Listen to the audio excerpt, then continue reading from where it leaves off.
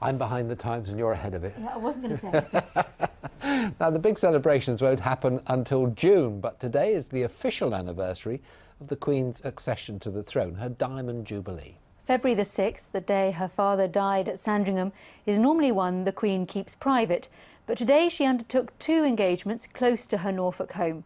Our chief reporter Kim Riley has been with her. The Queen arriving at King's Lynn Town Hall this morning, the great and the good lined up to receive her. It's an extraordinary period of service, and I think she has been such a rock through changing times, is what I think, and adapted her role throughout those 60 years in a very sure-footed way. So you're proud to be here too today? I'm very proud to be here, very proud to serve Her Majesty. Inside, the Queen viewed a special exhibition including royal family photographs, and in the Assembly Room, the loyal address from the Mayor of the borough. For 60 years, Your Majesty has given dedicated and exemplary service to the people of this country and the Commonwealth. Locally, Your Majesty has made a matchless contribution to our economy and brought enjoyment to many by inviting members of the public to share so much of your Sandringham home. George VI was born at Sandringham, and it was there he died on February the 6th, 1952. These the scenes of mourning as his coffin left the place he called home to be taken to lie in state at Westminster. Many onlookers remembered those momentous days.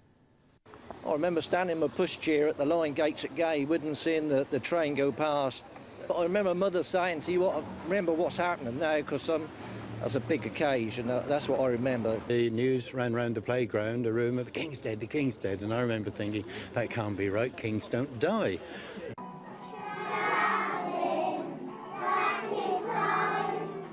At Dersingham Infant and Nursery School, the Queen, guest of honour, as 130 3- to 7-year-olds relived her 6 decades on the throne.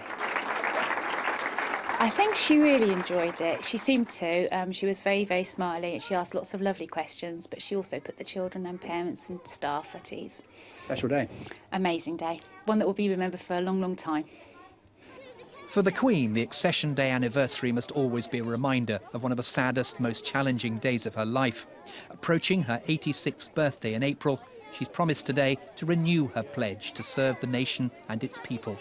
Today she was all smiles and, as always, particularly happy when surrounded by young children.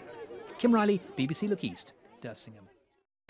Today marks the 60th anniversary of the Queen's accession to the throne. In Scotland, it's been marked by a 21-gun salute at Edinburgh Castle and the launch of a very rare and very expensive dram. Colin White reports.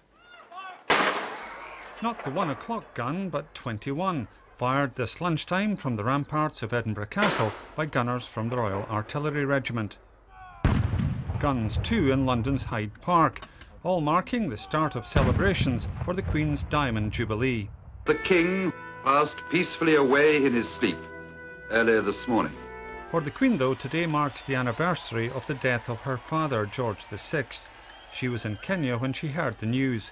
The long, arduous coronation season behind her, but with a long overseas tour ahead, the Queen is now taking a well-deserved holiday with her children and, of course, with the family's favourite dogs. A year later, she was in Scotland as Queen and heading for her beloved Balmoral. What a momentous day for us all, and delighted to welcome you here to Royal Lochnagar. Today, just a short distance away at the Royal Lochnagar Distillery, they were launching a very special whisky. 1 bottle will be given to the Queen. 60 more will be sold to raise money for charity at £100,000 a bottle.